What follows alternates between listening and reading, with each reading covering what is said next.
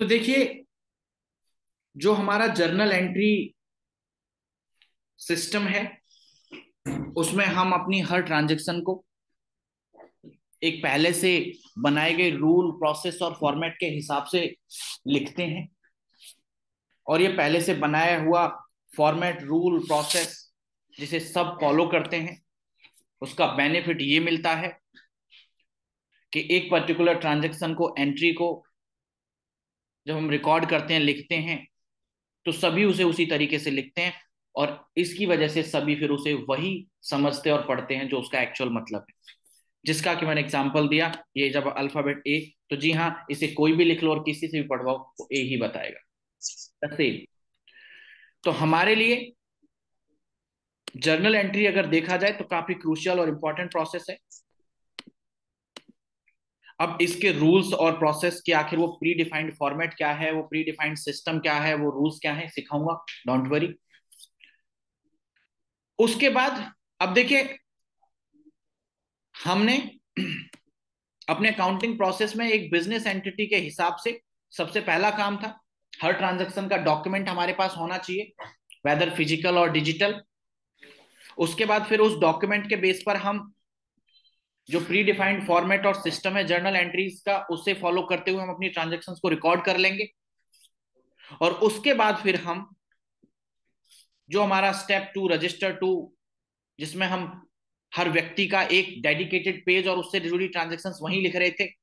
अब ऐसे समझिए कि यहाँ इस फेज में बिल्कुल सही हम हर व्यक्ति हर पर्सन के लिए एक डेडिकेटेड पेज बनाएंगे और उस पर उससे जुड़ी ट्रांजेक्शन्स लिखेंगे। बट अब यहाँ पर हमारा जो टास्क है वो सिर्फ पर्सन और व्यक्ति तक सीमित नहीं रहेगा, वो एक्टिविटी और बहुत सारी चीजों पर आगे बढ़ जाएगा। मान लीजिए अगर आपकी सेल्स हो रही है तो ठीक है, अब आपका एक डेडिकेटेड पेज होगा जिसमें आप अपनी सिर्फ सेल्स ही सेल्स लिखेंगे, जिससे आपको at the end of the month या at the end of the year पता चल जाएगा टोटल सेल्स कितनी हुई। ऐसे ही आप एक डेडिकेटेड पेज पर परचेज लिखेंगे, सिर्फ और सिर्फ परचेज, जिस पर टोटल करके पता चल जाएगा आपकी परचेज कितनी हुई। ऐसे ही आप अपना कोई भी खर्चा, जैसे मान लीजिए ऑफिस का रेंट, तो एक डेडिकेटेड पेज बना लेंगे जिसपे आप हर महीने जितना रेंट दे रहे हैं, जैसे ही रेंट पे करेंगे लिखते चले जाएंगे। साल खत्म होने पर आप टोटल करेंगे, पता लग जाएगा पूरे साल में कितना रेंट गया। सो दैट मीन्स कि यहां पर अब हम अपने इस लेजर प्रोसेस में हर पर्सन, पार्टी, एक्टिविटी,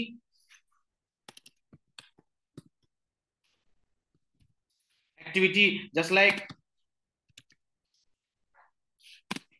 खर्चे, कोई भी खर्चा, मैंने एग्जांपल दिया आपको, रेंट हो गया। ऐसी सैलरी का आप हर महीने लिखते चले जाएंगे, पूरे साल में टोटल कर लेंगे कितनी सैलरी पर आपका खर्चा हुआ। तो कोई भी एक्सपेंस है, इनकम है, एटसेट्रा। तो कहने का मतलब है यहां पर हमारा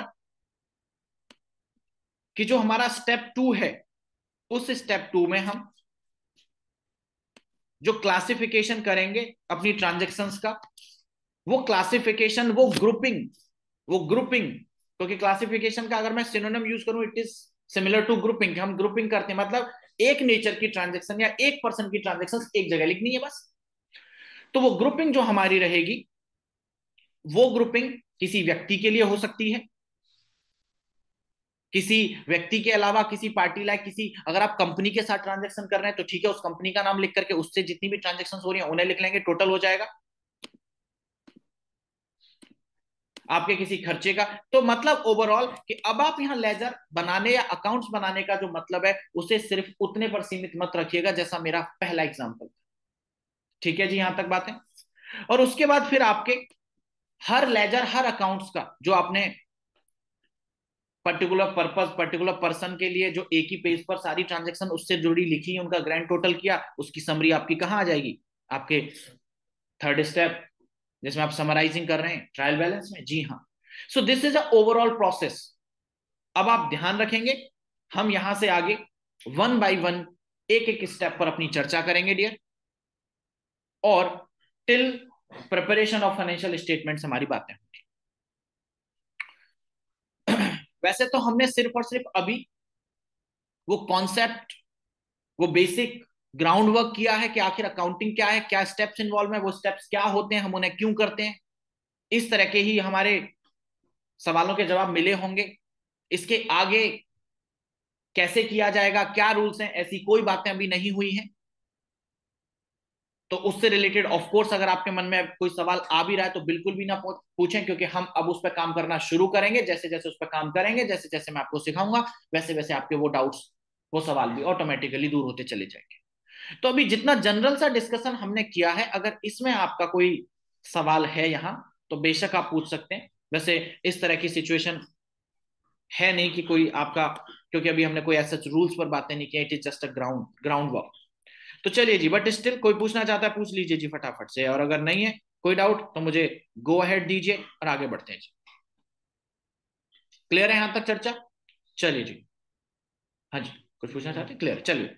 अब हम बात करेंगे अपने सबसे पहले स्टेप की, जिसको कहा जाता है डियर जर्नल एंट्री।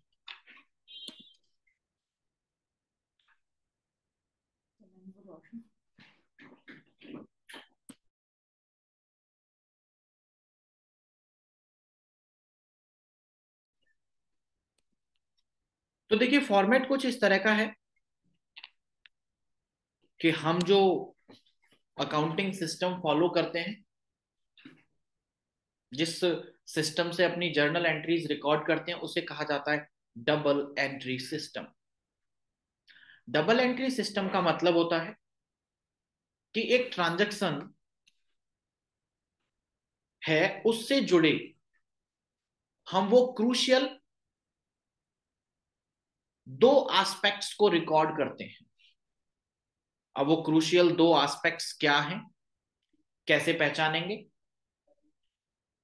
तो मैंने सामने एक ट्रांजैक्शन लिखी है, लेट सपोज आपका बिजनेस है और आपने उसमें purchase goods from ABC supplier ₹2 lakh, मतलब आपने एबीसी सप्लायर से 2 लाख रुपए का माल खरीदा है। तो सबसे पहला रूल तो आप ये ध्यान रखेंगे, पूरे अकाउंटिंग प्रोसेस में, चाहे आप स्टेप 1 जर्नल एंट्री पर काम कर रहे हैं, स्टेप 2 लेजर्स पर काम कर रहे हैं, स्टेप 3 ट्रायल फाइनेंशियल रिपोर्ट्स बना रहे हैं, किसी भी फेज में हो, पूरे अकाउंटिंग और रिपोर्ट्स प्रिपरेशन प्रोसेस में हो, आप कभी खुद का नाम नहीं लिखेंगे कहीं भी, बिकॉज ये तो अंडरस्टूड है, अगर वो ट्रांजेक्शन आपके बिजनेस एंटिटी की है तो इट इज बाय डिफॉल्ट की दूसरी पार्टी आप हो, जो खरीद रहे हो या बेच रहे हो। अब एक बात बताओ, आप अकाउंटिंग कर रहे हो, let suppose Megara infotech private limited के लिए, टॉप पे लिखा हुआ है accounting for Megara infotech private limited for the year 2023-24। तो अब उसमें आप हर बार ये लिखो मेगारा ने ये परचेज किया, मेगारा ने ये सेल्स किया, तो बार बार मेगारा बोलने की जरूरत क्या है? जब अकाउंटिंग ही मेगारा के लिए हो रही है तो बाई डिफॉल्ट मेगारा के द्वारा ही तो हो रही है सेल एंड परचेज। तो हमेशा याद रखेंगे, हम जिस भी बिजनेस एंटिटी के लिए अकाउंटिंग कर रहे होते हैं, उस पार्टी को यानी कि उस खुद को कभी हम संबोधन में यूज नहीं करते, ना कहीं लिखते। तो जैसे आप यहीं लिख लीजिए, यहीं देख लीजिए, purchase good from ABC supply, इसका मतलब कि जो भी एंटिटी ये माल खरीद रही है उसका कहीं नाम नहीं लिखा गया, क्योंकि पता है उसने खरीदा है। तो ऐसे ही अब हमारे लिए खुद का नाम बार बार की जी मैंने ये खरीदा, मैंने वो बेचा, जरूरत ही नहीं। अगर आप अपनी अकाउंटिंग कर रहे हो तो आप ही ने खरीदा है, आप ही ने बेचा है, वो छोड़िए, अब आप बाकी और बताइए, अब क्या इंपॉर्टेंट बचता है वो समझिए।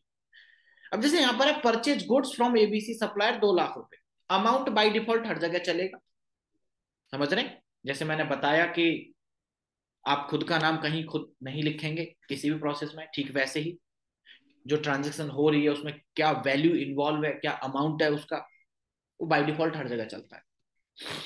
उसके अलावा जो दोनों एस्पेक्ट्स की हम बात कर रहे हैं कि हम हर ट्रांजेक्शन में दो एस्पेक्ट रिकॉर्ड करेंगे, साफ साफ पता चल जाएगा आपको बचा क्या, सामान खरीदा और किससे खरीदा। तो परचेज हुई और एबीसी से हुई। अब यहीं पर अगर मैं ट्रांजेक्शन को बदल दूं, rent paid to, let suppose जो भी लैंडलॉर्ड हैं, अमित कुमार, ₹25,000 फॉर एग्जाम्पल। तो बताओ इसमें आपके लिए वो दो दो एस्पेक्ट क्या है जिनको आपको लिखना होगा? एग्जैक्टली, रेंट और अमित कुमार। देखिए, पार्टी से ये पता लगेगा कि वो ट्रांजेक्शन किसके साथ हो रही है, और वो ट्रांजेक्शन क्या है। इसके लिए वो आपको एक्टिविटी लिखनी पड़ेगी, जैसे कि रेंट है, गुड्स खरीदा गया है, समझ रहे। तो इसमें कैश का भी तो आएगा सर अभी नहीं, अभी नहीं, कोई सवाल नहीं है अभी। आएगा कैश, बिल्कुल आएगा, सही समय पे आएगा। इसके लिए मैं एक ही बात कहूंगा, देखिए कई बार क्या होता है, जो फिल्म होती है उसकी कहानी चाहे कितनी भी अच्छी हो, अगर वो बड़े ही सिंपल अप्रोच से सुनाई जाए, उसका जो बेसिकली सुनाने का तरीका, वो अगर थोड़ा रोचक ना हो, सस्पेंस के साथ ना चले, क्लाइमेक्स एंड तक ना बचा के रखा जाए, सिंपल सीधी सीधी सुना दो, वो फिल्म चलती है। लोग बोर होते हैं, कहते हैं सब कुछ तो पता ही है, क्या करेंगे इसको देख के। जबकि उसी कहानी को अगर तरीके से प्रेजेंट किया जाए तो लोग कहते हैं वाह। उससे सबसे बड़ी चीज क्या, इंटरेस्ट बना रहता है। अच्छा तो ऑब्वियसली लगती लगती है, इंटरेस्ट बना रहता है। तो सेम चीज मान लो जी, हमारे सीखने में भी जितने भी कॉन्सेप्ट्स हैं वो एक कैरेक्टर का काम कर रहे हैं। अगर उसकी एंट्री सही जगह हुई तो ही सीटियां बजाएंगी थिएटर में, वरना नहीं बजनी जी। तभी याद रखेंगे आप उसको। तो बिल्कुल जी, मैं हर कॉन्सेप्ट को लाऊंगा, आप बेफिक्र रहें, कोई भी पॉइंट नहीं छूटने वाला है। और जब मैं कह दूं मेरी तरफ से ओवर तब कुछ छूट जाए तो जी बिल्कुल, मैं तब तक कुर्सी नहीं छोड़ूंगा अपनी, जब तक आपके हर सवाल का जवाब ना दे दूं। ठीक है जी। तो चलिए जी, तो हमें एक चीज समझ आ गई यहां पर कि ये जो डबल एंट्री सिस्टम की हम बात कर रहे हैं, इसका मतलब है कि हम हर ट्रांजेक्शन में से वो दो क्रूशियल पहलू, वो दो क्रूशियल एस्पेक्ट्स को रिकॉर्ड करेंगे। अगर आप सिर्फ इतना लिख के छोड़ दो कि जी रेंट दिया, अब किसको दिया ये कैसे पता चलेगा। या आप सिर्फ इतना लिख के छोड़ दो अमित कुमार को पेमेंट दी गई, क्यों दी गई कैसे पता चलेगा। दैट इज इंपॉर्टेंट, किसको दिया गया और क्यों दिया गया पता चलना चाहिए हमें, समझ रहे हैं। तो चलिए जी, इसीलिए हमारी journal entries double entry system पर बेस्ड है। हालांकि एक और कॉन्सेप्ट है, सिंगल एंट्री सिस्टम। मजेदार बात, वो यूज नहीं होता, छोड़ दो, क्योंकि उसमें कई सारी कमियां हैं और इस वजह से उसे यूज नहीं किया जा सकता। हमारे इंडियन अकाउंटिंग सिस्टम तो छोड़िए, जो कई सारे या मोस्टली जो ग्लोबल अकाउंटिंग सिस्टम्स हैं उनमें भी यूज नहीं होता। ठीक है। तो अगर आप कहीं पढ़ते हो कि डबल एंट्री की जगह एक सिंगल एंट्री सिस्टम भी होता है, सर वो क्या होता है, तो उसको जरूरत ही नहीं आपको सीखने की, वो यूज में भी नहीं आता, और प्रैक्टिकल दुनिया के काम में तो बिल्कुल भी नहीं है आपके में। डबल एंट्री सिस्टम ही यूज होता है हमेशा हर जगह। उसका पर्पज आपको समझ आ रहा होगा, क्योंकि सिंगल एंट्री में अगर आप सिर्फ एक ही पहलू लिखोगे तो इनकम्प्लीट इन्फॉर्मेशन है ना। डबल एंट्री में पूरी इन्फॉर्मेशन लिखी जा रही है, तभी तो पता चलेगा कि क्या हो रहा है एक्चुअली में ट्रांजेक्शन में। अब चलते हैं फॉर्मेट की तरफ। तो डियर, फॉर्मेट में सबसे पहले अब आप ऐसे देख लीजिए,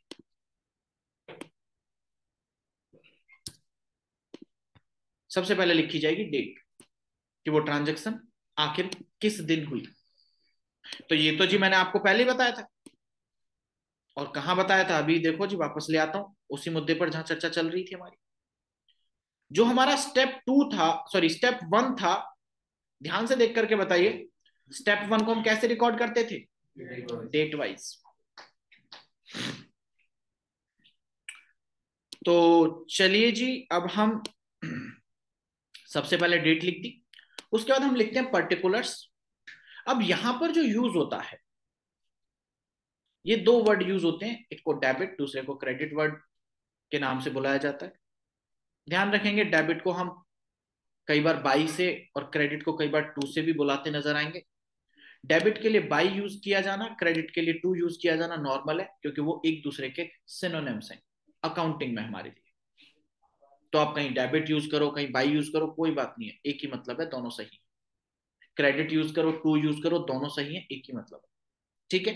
अच्छा, फिर हम उसके बाद कितना अमाउंट है जो डेबिट हो रहा है, कितना अमाउंट है जो क्रेडिट हो रहा है, अभी थोड़ा पेशेंस बनाए रखेंगे, डेबिट क्रेडिट क्यों क्या, धीरे धीरे चीजें सामने आती चली जाएंगी। जैसे कि हमने एक ट्रांजेक्शन की, कि जो हमारा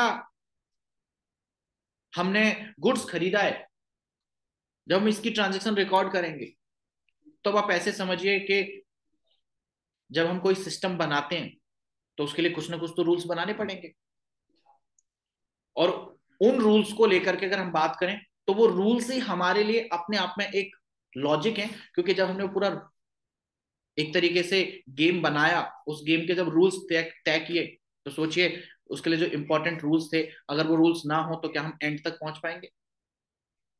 तो वो सभी रूल्स हमारे इस प्रोसेस का एक अहम हिस्सा होते हैं। और वो रूल्स बहुत अर्ली स्टेज में आपको कई बार ऐसा लगेगा इनकी जरूरत क्या है, लेकिन आगे चल के आपको पता लगेगा कि वो कनेक्टिविटी, यानी कि आपके हर फेज को जोड़ने के लिए बड़े जरूरी है। आपकी जर्नल एंट्री को रॉ ट्रांजैक्शन से जोड़ना, जर्नल एंट्री को लेजर से जोड़ना, उसके बाद फिर उसके समरी बैलेंस बनना, फिर रिपोर्ट्स बनना, इनकी जो कनेक्टिविटी है वो इन्हीं छोटे छोटे रूल्स से स्टैब्लिश होती है, तभी आप रिपोर्ट्स तक पहुंचते हैं। तो चलिए जी, जो डेबिट क्रेडिट है, ऐसे मान लीजिए ये दो ऐसे बेसिक फंडा, बेसिक रूल्स हैं। मैं यूं कहूं तो ये पूरे अकाउंटिंग सिस्टम को टिल द रिपोर्ट जोड़ के रखते हैं। घर बनाने के लिए सीमेंट चाहिए ना, बीच में पेस्ट लगाते हैं ईंटों के बीच में, बस वही पेस्ट का काम करेंगे। और थोड़े समय के लिए आपको थोड़ी सी अनकंफर्टेबिलिटी आ सकती है, खासकर उनके लिए जिनके लिए पहली बार है, लेकिन एक टाइम के बाद जहां ये पूरा प्रोसेस आपको क्लोजर दिखेगा तो आपको लग जाएगा कि हाँ, इसका मतलब हर जगह यही है और ये इसीलिए आया है, क्योंकि अगर इसका मतलब कुछ और रखते तो पूरा सिस्टम ही नहीं डेवलप हो पाता हमारा।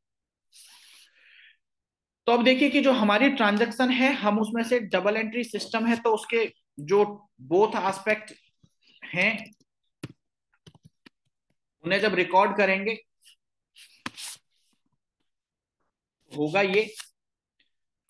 हमने सबसे पहले लिखा एक एस्पेक्ट और फिर दूसरा एस्पेक्ट, उसको लिखने का तरीका कि पहले एस्पेक्ट को डेबिट करेंगे, दूसरे एस्पेक्ट को क्रेडिट करेंगे।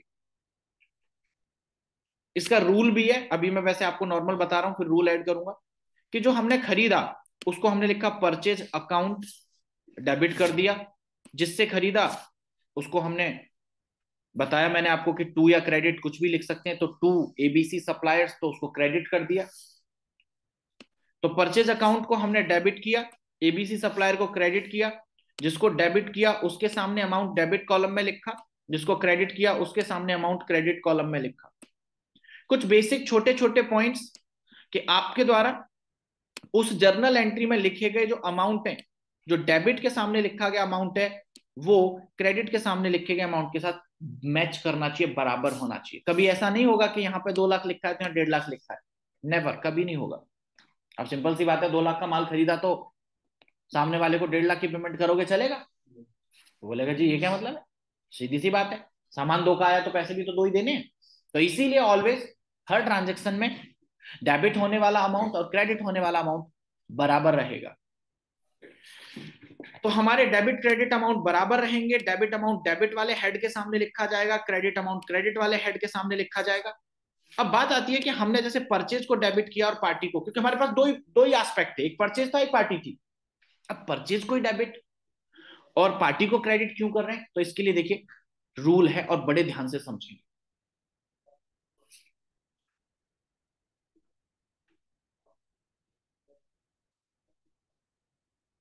हम जब अपनी अकाउंटिंग करेंगे डियर, जैसे कि हमने शुरुआत कर दी है, जर्नल एंट्रीज पर बात कर रहे हैं, तो वहां कुछ अकाउंट्स यूज होंगे। अब अकाउंट्स क्या है ये समझ लीजिए, सारी बातें कर चुके हैं, बस आपको कनेक्ट करूंगा। आपको याद है रजिस्टर टू? रजिस्टर टू, हमारा रजिस्टर टू क्या था? हम रजिस्टर टू में, जी हाँ, एक डेडिकेटेड पेज पर एक ही व्यक्ति, एक ही पार्टी, एक ही खर्चे, एक ही इनकम से जुड़ी सारी ट्रांजेक्शंस लिखते थे, लास्ट में टोटल कर लेते थे, यही करते थे। उस पेज को मैंने क्या नाम दिया था? लेजर। और मैंने ये भी बोला था उसी को तो खाता बोलेंगे। मान लो अगर पेज के टॉप पे लिखा है ए और उसमें नीचे फिर ए से जितनी भी ट्रांजेक्शन हुई है वो लिखी हुई है, तो हम उसी को तो बोलते हैं कि ए का खाता है, राइट? मेरे वर्ड्स को कनेक्ट करेंगे, यानी कि हम उस पेज को क्या बोलते हैं? वो ए का खाता है। अगर बी का पेज है, बी का नाम लिखा हुआ तो मिस्टर बी का खाता है। तो दैट मीन्स कि उस डेडिकेटेड पेज को हम अकाउंट बोलते हैं, खाता बोलते हैं, लेजर बोलते हैं, कुछ भी बोल लीजिए, बात एक ही है। हमने क्या किया, उन बेसिकली जिसको हम खाता बोल रहे हैं, अकाउंट बोल रहे हैं, उनका कैटेगराइजेशन कर दिया कि हमारे अकाउंट कितने तरह के हो सकते हैं, टाइप ऑफ अकाउंट्स। तो देखिए, अब आपको कनेक्ट करना है इसे कि हमारे जो बेसिकली अकाउंट्स होते हैं, जिसको हम बात कर रहे हैं टाइप ऑफ अकाउंट्स, वैसे तो अगर हम किताबों के हिसाब से जाएं तो कैटेगरी बड़ी अलग और अजीब होती है। हम अगर नॉर्मल जाएं तो कई बार सीधा सीधा ये भी बोलते नजर आते हैं कि टोटल 3 तरह के अकाउंट्स होते हैं। तो कोई बात नहीं है जी, समझिए बस इस फेज को बड़े ध्यान से। अकाउंट या लेजर किसे कहते हैं? Separate page for every person, head और एक्सपेंस, उसी को खाता बोल रहे थे। हमने बस उन्हीं के टाइप्स की बात की कि वो कितने तरह के हो सकते हैं, कितने टाइप के हो सकते हैं। तो ब्रॉडली मेनली तो वो 2 तरह के होते हैं, एक पर्सनल अकाउंट मतलब पर्सनल नेचर के होते हैं, और दूसरे इम्पर्सनल। पर्सनल में उसके 3 सब कैटेगरी आती हैं, natural personal, artificial personal, representative personal, but वो होते सारे के सारे पर्सनल अकाउंट है। इम्पर्सनल में 2 कैटेगरी आती हैं, रियल अकाउंट और नॉमिनल अकाउंट। कई बार क्या होता है, आप कई जगह पढ़ेंगे सुनेंगे कि अकाउंट सिर्फ 3 ही तरह के होते हैं। कौन से? पर्सनल, रियल और नॉमिनल। तो कोई बात नहीं है, हम इस कैटेगरी की डिबेट में नहीं जाएंगे, that is not or actually the point. तो चलिए जी, पर्सनल किसे कहा जाएगा, रियल किसे कहा जाएगा, नॉमिनल किसे कहा जाएगा, इस पे बात करते हैं। आपका जो रजिस्टर है, एलिमेंट्री समझेंगे, बाद में जाएंगे टेक्निकल। आपका जो रजिस्टर है सपोज, जिसमें आपने हर पेज के टॉप पे पर्सन का नाम लिखा है, खर्चे का नाम लिखा है, तो हम उन्हीं की बात कर रहे हैं कि उसे हम किस टाइप का अकाउंट कहेंगे। तो पर्सनल का सिंपल सा है, अगर उस टॉप ऑफ द पेज पे किसी व्यक्ति का नाम लिखा हुआ, इंसान का, जैसे mister A account, mister B account, मतलब मिस्टर ए का खाता, मिस्टर बी का खाता। जिस पेज पर अगर ए का है तो ए से जुड़ी ट्रांजेक्शन्स लिख रहे हैं, बी का है तो बी से जुड़ी ट्रांजेक्शन्स लिख रहे हैं, इनको बोलते हैं नेचुरल पर्सनल, क्योंकि ये जो बेसिकली ह्यूमन बीइंग इंसान है, नेचुरल है। और किसी इंसान के लिए बनाया गया खाता हमारे उस रजिस्टर में, हम उसे बोलेंगे वो नेचुरल पर्सनल अकाउंट है। कौन सी तरह का है? Natural personal account. वहीं उसी रजिस्टर में मान लीजिए अगर बिजनेस एंटिटी का लेन देन किसी कंपनी के साथ है, जस्ट सपोज मेगारा इंफोटेक के साथ है कोई लेन देन, तो टॉप ऑफ द पेज पे लिखा होगा मेगारा इंफोटेक प्राइवेट लिमिटेड। उसके नीचे उसमें मेगारा के साथ जितनी भी ट्रांजेक्शन हो रही है वो लिखी होंगी, क्या बेचा, क्या खरीदा, क्या पे किया, क्या पैसा आया। तो इस पेज को जिसके टॉप पे लिखा हुआ है मेगारा इंफोटेक प्राइवेट लिमिटेड, ये कहा जाएगा आर्टिफिशियल पर्सनल अकाउंट। देखिए, हम अपने जो हमारे अकाउंटिंग रूल्स हैं, जो हमारे बिजनेस के लॉ हैं कई सारे, उनमें कंपनी को भी एक पर्सन माना गया है। अब देखिए, कंपनी को पर्सन कैसे माना गया है? मान लो अगर कोई कंपनी है और वो कंपनी कुछ गड़बड़ कर दे, तो आप जब केस फाइल करेंगे, कंपनी के नाम पे करेंगे या मालिक के नाम पे करेंगे? कंपनी के नाम पे करेंगे। तो एक चीज सोचिए, जब कंपनी पे केस हो सकता है तो केस तो उसी पे होगा ना जो पर्सन है। दैट मीन्स कि हमारा कानून बिजनेस एंटिटी को एक पर्सन मानता है। हाँ, वो बात अलग है कि वो हमारी तरह इंसान नहीं है, इसीलिए उसे नेचुरल नहीं आर्टिफिशियल पर्सन कहा जाता है। आर्टिफिशियल मतलब बनाया हुआ, वो इंसान की तरह बाय डिफॉल्ट नेचुरल प्रकृति के तौर पर नहीं बना हुआ है। तो समझ लीजिए बस, किसी व्यक्ति के नाम का खाता है आपके रजिस्टर में, उसे आप नेचुरल पर्सनल अकाउंट कहेंगे। किसी कंपनी के नाम से खाता है, बिजनेस एंटिटी के नाम से खाता है, उसे आप आर्टिफिशियल पर्सनल अकाउंट कहेंगे। दोनों ही पर्सनल अकाउंट हैं, दोनों ही, क्योंकि हम दोनों को पर्सन मानते हैं। एक तो नेचुरल है, ह्यूमन है, दूसरा आर्टिफिशियल है, जिसे हमारे कानून की नजरों में इंसान मतलब पर्सन माना गया है।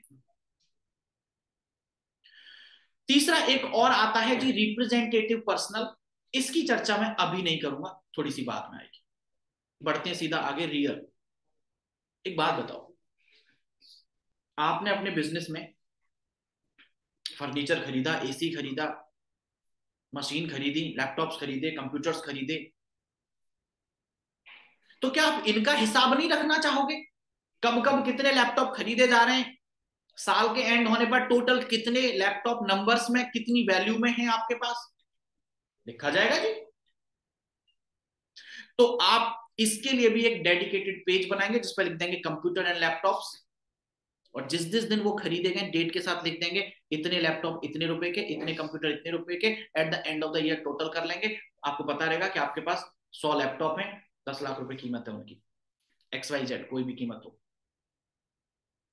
सो दैट मीन्स कि वो जो आपका पेज है जो किसके लिए बनाया गया है, लैपटॉप एंड कंप्यूटर्स के लिए, तो वो क्या है, वो लैपटॉप और कंप्यूटर का खाता है। जो पेज, जो खाता हमें बता रहा है कि आपके पास कब कब कितने आए और एट द एंड टोटल कितने लैपटॉप कितनी वैल्यू के हैं। तो उस पेज को जो लैपटॉप के लिए बनाया गया है आप कहेंगे रियल अकाउंट। वो किस नेचर का है, रियल। यानी कि जब भी कोई भी खाता, कोई भी डेडिकेटेड पेज किसी भी एसेट के लिए बनाया जाएगा, कंप्यूटर लैपटॉप के लिए, एसी के लिए, फर्नीचर के लिए, तो वो सब क्या है, रियल अकाउंट है। क्लियर है? और देखिए उसकी जो ग्रुपिंग थी, जो सबसे पहली थी, एक थी पर्सनल, दूसरी है इम्पर्सनल। पर्सनल बोले तो जो पर्सन का है, इम्पर्सनल बोले जो पर्सन का नहीं है। तो बताइए क्या कंप्यूटर लैपटॉप फर्नीचर को पर्सन बोलोगे? नहीं, इसीलिए वो कौन सी कैटेगरी में आता है, इम्पर्सनल में। और इम्पर्सनल के दो सब ग्रुप हैं, रियल एंड नॉमिनल। तो रियल में क्या आएगा तो देखिए मैंने लिखा है account maintained by the name of asset just like furniture account, cash account, bank account, इस तरह के। हाँ, कैश भी तो आपके पास पैसे हैं, नोट हैं, गिन सकते हो। चलते हैं अब आखिरी की तरफ। ध्यान रखिए आप अपने उसी रजिस्टर में, जैसे मैंने कहा रेंट पे करते हो हर महीने, तो आपने ऊपर डाल दिया रेंट अकाउंट। हर महीने जितना रेंट दे रहे हो लिखते जा रहे हो, साल के एंड में टोटल कर दिया, पूरे साल में कितना रेंट पे किया पता लग जाए। तो वो पेज जो आपने रेंट के लिए मेंटेन कर रखा है वो रेंट अकाउंट है, और उसको बोलते हैं नॉमिनल अकाउंट या नॉमिनल नेचर का अकाउंट है। यानी कि आपके रजिस्टर में जितने भी ऐसे खाते बनाए जाएंगे, जितने भी ऐसे पेज बनाए जाएंगे जो या तो किसी खर्चे के लिए है या किसी इनकम के लिए है, वो सब कौन से नेचर के होंगे, नॉमिनल नेचर के, नॉमिनल अकाउंट के। आपकी बुक्स में कोई भी ऐसा पेज है, कोई भी ऐसा खाता बनाया गया जो किसी भी एसेट के लिए है, उसे आप क्या बोलेंगे, किस नेचर का है, रियल नेचर का है। किसी कंपनी या व्यक्ति के नाम का बनाया जा रहा है तो वो किस नेचर का है, पर्सनल नेचर का है। क्लियर है जी? तो ये तीन तरह की हमारी कैटेगरी है। तो बेसिकली अब आपको इनके टाइप से पता लग जाना चाहिए कि हम जो अपने रजिस्टर 2 में ढेरों खाते बनाते हैं, जिसके साथ भी हमारी ट्रांजेक्शन हो रही है, जिसके लिए भी ट्रांजेक्शन हो रही है, हमने बता दिया कि इसको पर्सनल, इसको रियल, इसको नॉमिनल बोलेंगे। That's it. सर एक बार नॉमिनल का रिपीट कर दीजिए।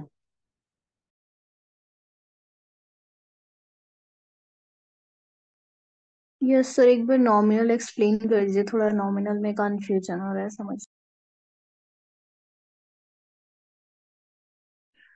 तो चलिए जी, बिल्कुल मैं नॉमिनल को रिपीट करता हूं। देखिए नॉमिनल का मतलब बड़ा आसान, जैसे आपका एक रजिस्टर जिसमें आप किसी व्यक्ति के नाम का पेज ले रहे थे, उसमें उस व्यक्ति से रिलेटेड ट्रांजैक्शन लिख रहे थे, फिर ऐसे ही आपने किसी एसेट से रिलेटेड एक पेज बनाया, उसमें आपने उसी पर्टिकुलर एसेट का, अब हो सकता है वो एसेट खरीदी गई हो तो ड्यूरिंग द ईयर कुछ बेच दी गई हो, तो एट द एंड कितनी वैल्यू की एसेट आपके पास है, तो इस बात का जो खाता बनाया एसेट का, उसको रियल कहा गया। ठीक इसी तरह अगर आप अपने बिजनेस के जो खर्चे हैं, जैसे सैलरी दे रहे हो, रेंट पे हो रहा है, बिजली का बिल जा रहा है, पानी का बिल जा रहा है, और XYZ जितने भी खर्चे हैं, तो आप हर खर्चे का हिसाब तो रखोगे ना। तो आप क्या करोगे, जब आपका रजिस्टर वो पूरे साल के लिए बन रहा है, तो टॉप ऑफ द पेज पे आप खर्चे का नाम लिख देंगे, और जो आप खर्चे का नाम लिखेंगे उस पेज पर उसी खर्चे को आप डेट डाल करके हर महीने जो भी खर्चा हो रहा है लिख देंगे और टोटल कर लेंगे। उससे क्या पता चलेगा कि साल के एंड में, देखिए मत बोलिए हमारा objective eight the and profit पता लगाना है, और प्रॉफिट के लिए खर्चा कितना हो रहा है पता नहीं चाहिए, पता चलना चाहिए। तो इसीलिए हम हर खर्चे का भी यहाँ पर एक सेपरेट पेज मेंटेन करेंगे और वहां पर उसी खर्चे को लिखेंगे डेट के साथ। और ऐसे जितने भी खर्चे हैं, 10 खर्चे हैं तो 10 पेज होंगे, हर पेज पे अलग खर्चा। क्योंकि देखिए, जिसमें एनालिसिस की बात कर रहा था आपसे शुरुआत में, इसीलिए सारी बातें जरूरी थी। कौन से पर्पज के लिए कितना खर्चा हो रहा है, क्या ये जरूरी नहीं है? बिल्कुल जरूरी है। अगर आप सिर्फ ये सोचते हैं कि हमें टोटल खर्चा पता चल जाए और बस प्रॉफिट और लॉस मिल जाएगा, मिल जाएगा, लेकिन ये कैसे पता चलोगे किस खर्चे के लिए कितना पैसा खर्च किया आपने, सो दैट आप ये भी देख पाओ कि उस पर वैलिड, जायज, रीजनेबल खर्चा हो रहा है या पैसा यूं ही उड़ाया जा रहा है, उसका हमें बेनिफिट हो भी रहा है, नहीं हो रहा है।